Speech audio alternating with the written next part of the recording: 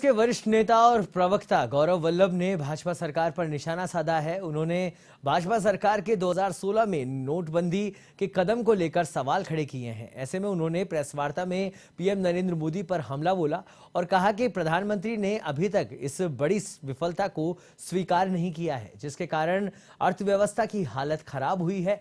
ऐसे में A1 TV की दिल्ली संवाददाता ज्योति सिंह से उन्होंने की खास बातचीत। यहाँ पर बातचीत करने के लिए कांग्रेस के नेता गौरव वल्लभ यहाँ पर मौजूद हैं। सर, नोटबंदी के 6 साल पूरे हो चुके हैं, कैसे देखते हैं इन 6 सालों को? क्या खोया और क्या पाया देश की जनता ने? यही तो हमने बात करी कि पिछले 6 सालों में हमने क्या पाया। हमको बोला गया कैश लेस कैश। हकीकत ये है कि 6 साल में हमारी जो करेंसी इन सर्कुलेशन है वो 72% बढ़ गई। फिर बोला गया हम करप्शन को कंट्रोल करेंगे। हकीकत ये है कि हमारी जो करप्शन की रैंक थी देश की वो 79वें स्थान पे थी 2016 में, जो 2021 में 85वें स्थान पर आ गई।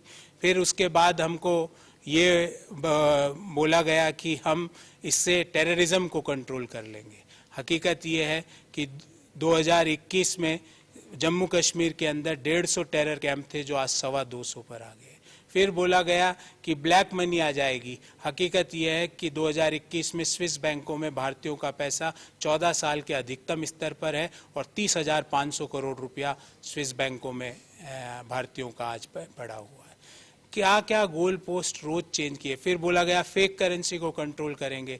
रिजर्व बैंक के आंकड़े के अनुसार 2000 के जो नोट थे उसमें जो फेक करेंसी है 2021-22 में, उसमें पिछले साल की तुलना में 2000 के नोट में 55% का इजाफा हुआ और 500 के नोट में 105% का इजाफा हुआ।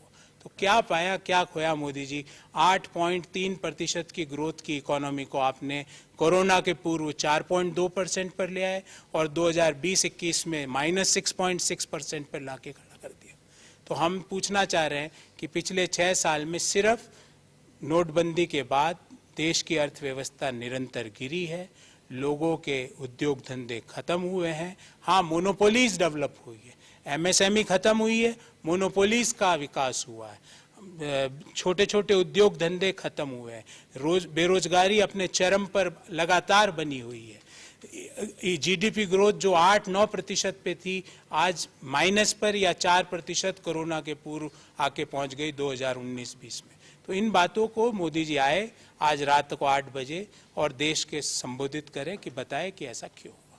गौरव जी, एक आखिरी सवाल आपसे लेना चाहूंगी। गुजरात और हिमाचल प्रदेश के चुनाव है, विधानसभा। ऐसे में केंद्रीय मंत्री राजनाथ सिंह ने बयान दिया है कि कांग्रेस का तेल खत्म हो गया है। उड़ान भरना तो दूर, वो रनवे पे दौड़ भी नहीं पाएंगे। तेल कौन सा राजनाथ जी? सर में लगाने वाला कि गाड़ी में लगाने वाला कि महिलाओं के जो फ्राइंग जिसको हम भोजन बनाने वाला? हाँ, मध्यम आय वर्गीय परिवारों में और निम्न आय वर्गीय परिवारों में खाने का तेल खत्म हो गया क्योंकि वो 300 रुपये लीटर पे पहुंच गया। हाँ राजनाथ जी, हम गाड़ी में तेल नहीं डलवा पाते हैं क्योंकि पेट्रोल 125 रुपये 110 रुपये पर है। डीजल नहीं डलवा पाता है किसान अपने ट्रैक्टर में क्योंकि डीजल के भाव देश में 100 रुपये प्रति लीटर है। आपने बिल्कुल सही कहा। और मोदी जी सुनिए, क्योंकि कांग्रेस पार्टी देश के मिडिल क्लास को और लोअर इनकम ग्रुप को रिप्रेजेंट करती है।